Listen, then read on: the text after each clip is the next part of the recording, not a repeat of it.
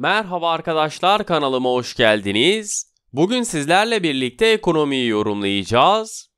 Dünya para piyasalarının teknik analiz verilerinden bahsedeceğim. İlk olarak genel bir piyasa yorumumu yapacağım ve arkasından ons altın, gram altın, dolar ve euro ile ilgili teknik analizlerimi gerçekleştireceğim. Arkadaşlar, kanalıma abone olmayı, beğenmeyi ve aşağıya değerli yorumlarınızı bırakmayı lütfen unutmayalım. FED toplantısı sonrası piyasalar yön bulmaya çalışıyor. Borsa İstanbul 100 endeksi dün %0,91'lik yükseliş ile 1547 seviyesinden kapatırken işlem hacmi ise 29,9 milyar Türk lirası seviyesinde gerçekleşti. Gün içi sert satış baskısıyla karşılaşan endeksin güçlü görünümünü koruyarak gün içerisinde gördüğü en yüksek seviyeden kapattığını gördük. Endeksin en yüksek 1547 seviyesini görürken en düşükte 1491 seviyesini test etti. Yurt dışı piyasalara baktığımızda ise Amerika Birleşik Devletleri'nde Dow Jones Endeksi, S&P 500 ve teknoloji borsası olan Nasdaq endekslerinde de yükselişle kapanışların gerçekleştiğini gördük. Avrupa borsalarında da karışık bir seyir hakimken Asya piyasalarının ilk işlem gününde ise alıcılı bir seyir hakimdi. Amerika Birleşik Devletleri Merkez Bankası Başkanı Jerome Powell faizleri piyasa beklentileri doğrultusunda %0 ila 0,25 aralığında sabit bırakırken FED 80 milyar dolar değerinde hazine kağıdı ve 40 milyar dolar değerinde mortgage destekli menkul kıymet olmak üzere toplam 120 milyar dolar olan varlık alım hızını Kasım ayında 15 milyar dolar azaltacağını duyurdu. Powell toplantı sonrası yaptığı açıklamada varlık alımlarının azaltmamız gelecek yılın ortalarında tamamlanacağını belirtti.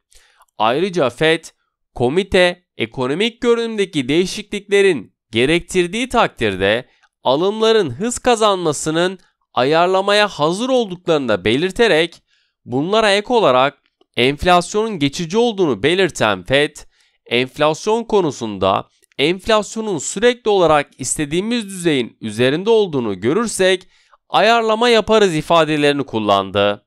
FED oranlarında da değinen Powell, varlık alımlarını azaltma zamanı olduğunu ama faiz oranlarını artırmanın zamanı olmadığını belirtti. Cumhurbaşkanı Recep Tayyip Erdoğan, AK Parti iktidarının 19. yılı nedeniyle yaptığı açıklamada Karadeniz'de bulunan doğalgazla ilgili olarak Karadeniz'de doğalgaz olayı ile ilgili attığımız adımı neticelendireceğimiz anda, doğalgazı çıkarmaya başladığımız anda inşallah müjdeyi vereceğiz. Biraz daha sabır ifadelerini kullandı.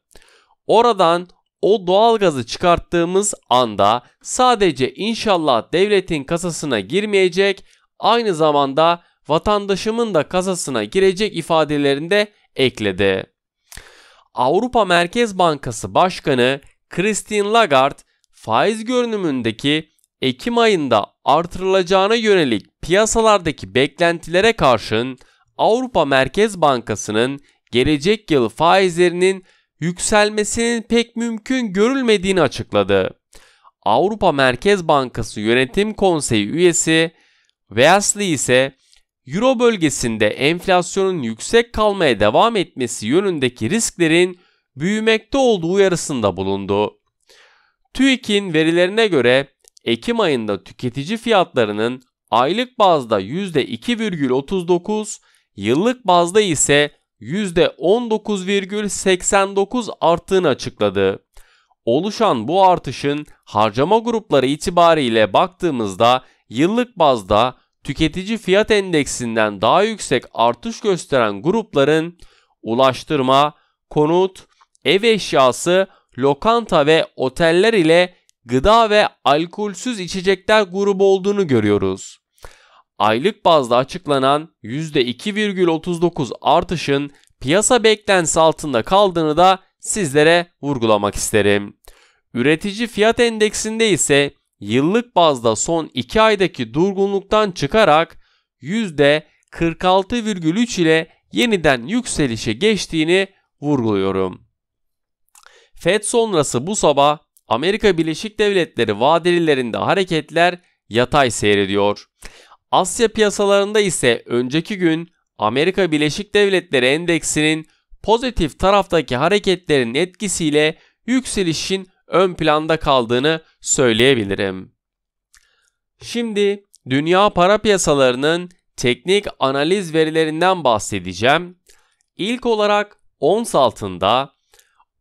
altında FED kararı öncesi 1758 dolar seviyelerine kadar geri çekilme yaşanırken FED faizleri değiştirmediğini ve 15 milyar dolar varlık alımlarında azaltıma gittiğini açıkladığında fiyatı ise 1765 dolar destek seviyesine yakındı. Daha sonra Powell açıklamaları ile birlikte dolarda yaşanılan değer kaybı ile sınırlı bir yükselişe geçtiğini gördük. Ons altına teknik olarak baktığımızda yukarı yönlü hareketlerin oluşması durumunda 1795 ve 1807 dolar seviyelerini yakından takip ettiğim önemli direnç noktaları, satış baskılarının görülmesi durumunda ise 1769 ve 1760 dolar seviyelerini yakından takip ettiğim dikkat etmemiz gereken destek noktaları. Gram altın tarafında ise dün gün içerisinde kurda yaşanılan yükseliş ile birlikte 560 Türk Lirası seviyesini test etti.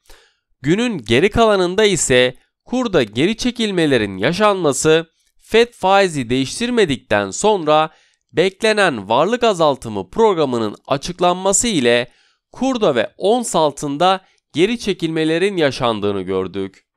Gram altına teknik olarak baktığımızda yukarı yönlü hareketlerin görülmesi durumunda 557 ve 565 Türk Lirası seviyelerini yakından takip ettiğim önemli direnç noktaları. Gelebilecek olası aşağı yönlü hareketlerin oluşması durumunda ise 545 ve 535 Türk Lirası seviyelerini yakından takip ettiğim dikkat etmemiz gereken destek noktaları. Dolar Türk Lirası tarafında ise kurda dün bir ara yurt içerisinde açıklanan enflasyon verisinin beklentilerden iyi açıklanmasına rağmen 9,74 Türk Lirasını test etmesiyle bu sabah 9,65 seviyesinden güne başladığını görüyoruz. Dün akşam FED faiz değişikliğine gitmezken 15 milyar dolar varlık alımlarının azaltılacağı kararı Kasım ayından itibaren geçerli olacak. Bu açıklama ve sonrasında Jerome Powell'ın değerlendirmeleriyle küresel piyasalarda riskli varlıklara yönelişin devam ettiğini ve doların değer kaybettiğini gördük. Yaşanılacak gelişmeler çerçevesinde dolar Türk lirasına teknik olarak baktığımızda yukarı yönlü hareketlerini devam ettirmesini beklediğim kurda 9,72 ve 9,77 Türk lirası seviyelerini yakından takip ettiğim önemli direnç noktaları. Olası satış baskılarını görmemiz durumunda ise 9,45 ve 9,38 Türk lirası seviyelerini yakından takip ettiğim dikkat etmemiz gereken destek noktaları.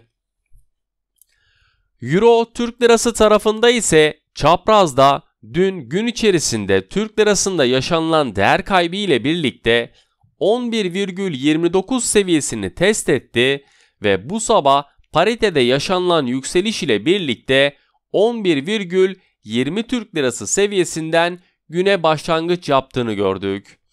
Fed'in Federal Açık Piyasa Komitesi toplantısından beklenen sonucun çıkması karşı para birimlerine olumlu yansırken Türk lirasının nispeten olumsuz ayrıştığını da söyleyebilirim.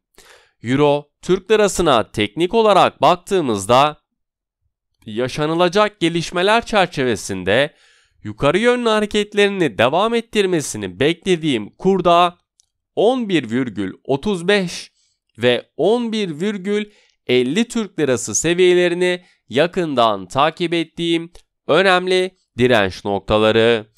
Olası satış baskılarını görmemiz durumunda ise 11 Türk lirası ve 10,85 Türk lirası seviyelerini yakından takip ettiğim, dikkat etmemiz gereken destek noktaları. Beni dinlediğiniz için teşekkür ederim.